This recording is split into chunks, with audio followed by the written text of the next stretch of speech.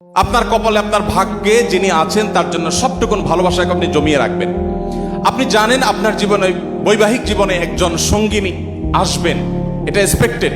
কিন্তু আপনি এখন থেকে যদি কোথাও প্রেমের নামে অবৈধ সম্পর্ক করেন, অবৈধ রিলেশন করেন, হারাম সম্পর্ক স্থাপন করেন, তাহলে দিন শেষে আপনি কিন্তু আপনার সেই হবু স্ত্রীর সাথে বিশ্বাসঘাতকতা করলেন। একজন নারী হিসাবে আপনি যদি কোনো ছেলের সাথে অবৈধ সম্পর্ক করেন জাস্ট সময় কাটানোর জন্য, জাস্ট টাইম পাস করার জন্য, তাহলে আপনি আপনার সে হবু স্বামীর সাথে বেঈমানি করলেন, আপনি তার সাথে বিশ্বাসঘাতকতা করলেন। গোটা পৃথিবী বলবে আপনার যৌবনকে আপনি এনজয় করেন, আপনি যৌবনের উচ্ছলতায় হারিয়ে যান, আপনি ভোগ করেন। ইসলাম আপনাকে বলবে আপনি কন্ট্রোল করেন, আপনি নিজেকে নিয়ন্ত্রণ করেন, তারুণ্যে যেন কালিমা না লাগে।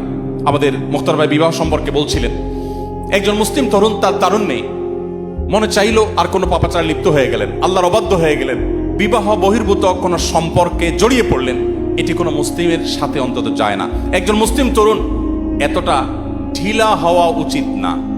যেখানে খুশি সেখানে তিনি কাত হয়ে গেলেন, সেখানে তিনি এঙ্গেজ হয়ে গেলেন, নত হয়ে গেলেন, এটা মুসলিম তরুণের সাথে অন্তত যায় না।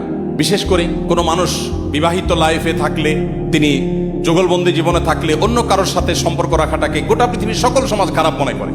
এটাকে মনে করা হয় নীতিহীনতা, যে তুমি একজন স্ত্রী থাকা সত্ত্বেও আরেক নারীর প্রতি কেন আসক্ত, স্বামী থাকা সত্ত্বেও আরেক পুরুষের প্রতি কেন আসক্ত, এটাকে গোটা পৃথিবীর মানুষ দোষের বিষয় মনে করে। নবী করিম সাল্লাল্লাহু আলাইহি ওয়াসাল্লাম যে জীবন দর্শন আমাদেরকে দিয়ে গেছেন সেটা এর চাইতে আরো কয়েক ধাপ এগিয়ে। সেটা হলো আল্লাহ আপনাকে যে তারুণ্য দিয়েছেন, এ তারুণ্যের সবটুকুন ভালোবাসা আপনি জমিয়ে রাখবেন আপনার সে জীবন সঙ্গিনীর জন্য।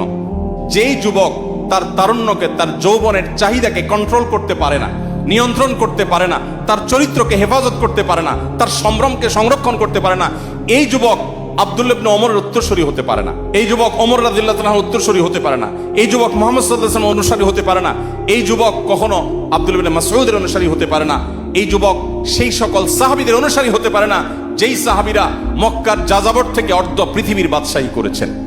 আপনি তাদের অনুসারী, সেই নবীর উম্মত যে নবী তার যৌবনকে হেফাজত করেছেন এবং হেফাজত রাখতে বলেছেন। অতএব এই সংগ্রামে আমাদেরকে জিততে হবে এবং জয়ী হতে হবে। আল্লাহ তাআলা আমাদের সবাইকে সেই তৌফিক দান করুন।